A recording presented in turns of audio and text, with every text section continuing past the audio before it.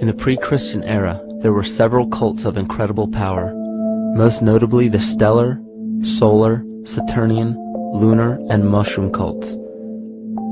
It is simple to see that worshippers of the lunar goddess comprised of the lunar cult. The worship of sun gods were indicative of the solar cults. The Saturnian cult, which consisted of Phoenicians and Canaanites, worshipped El or Eli. The biblical exodus of the Hebrews from Egypt showed that they entered Canaan and merged the lunar cult of Isis, the solar cult of Ra, and the Saturnian cult of El to form Isis, Ra, El. Israel. The old Israelitish cult and mythology, the Yahweh worship, the patriarchal legends, the sojourn in Egypt, and so on, are rooted in the religion of the sacred fungus, developed from the underlying fertility philosophy of the ancient Near East. The Jewish mitre, Muslim turbans, and military berets are derivations of the symbol of the mushroom cult. One of the first and most prominent, however, was the stellar cult, and a number of these ancient cults were created for shamanic purposes and earthly stewardship, yet some were taken over with different intentions. Just as you would imagine in any establishment of power, smaller cults formed within the main cults to worship individual deities. The cult of Mithras and the cult of Dionysus are two examples.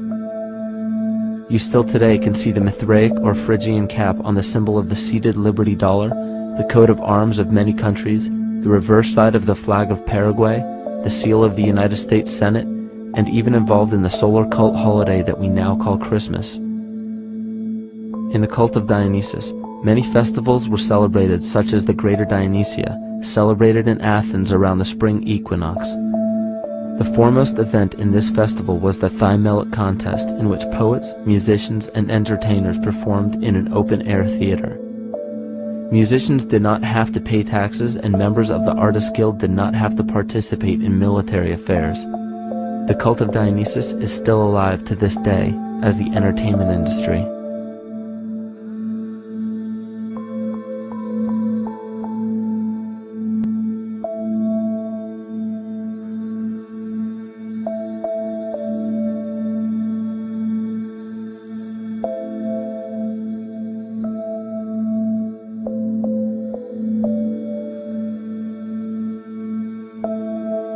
These cults still exist in many important positions of power throughout the entire civilized world.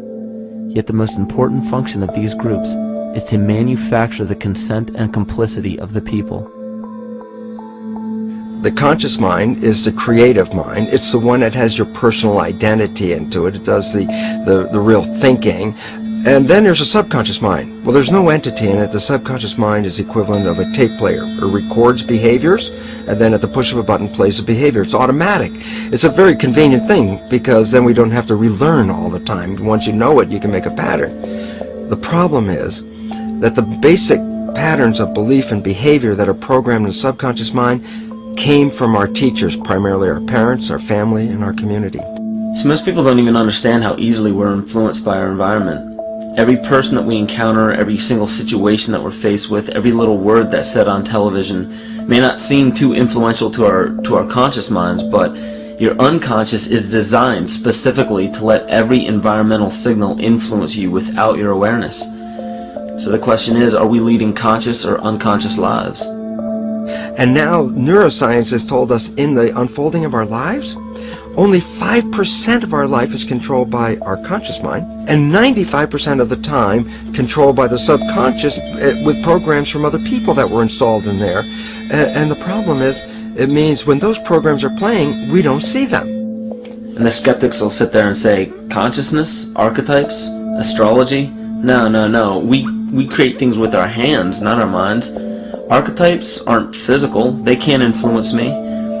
But when you think of the fact that we're only conscious of this small little fraction of our behavior, what we don't realize is that entire countries, entire civilizations that think they're free and independent, but are unconsciously too afraid to be free and independent, they will beg to be governed. And if they can't do it themselves, who do you think will consciously or unconsciously take that responsibility? It usually ends up being that strong, masculine, animus archetypal figure. When we think we're in danger, we're not looking for our mother to nurture us. We want our father to protect us. And right on cue with the age of fear, this age of catastrophe, the age of this parasite, we see masculine domination. And one of the primary conduits for giving our responsibility and our conscious energy away is money.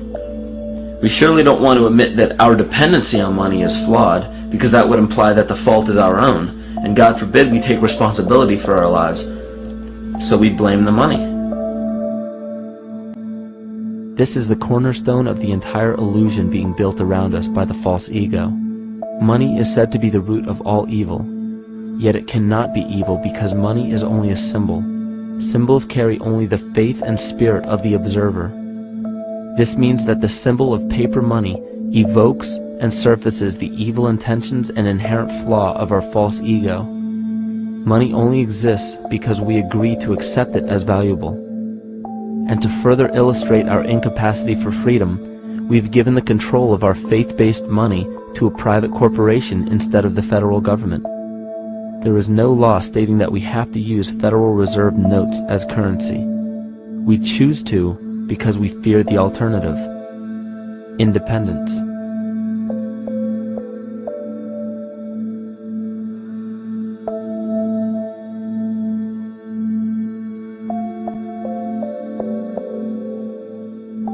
But it's not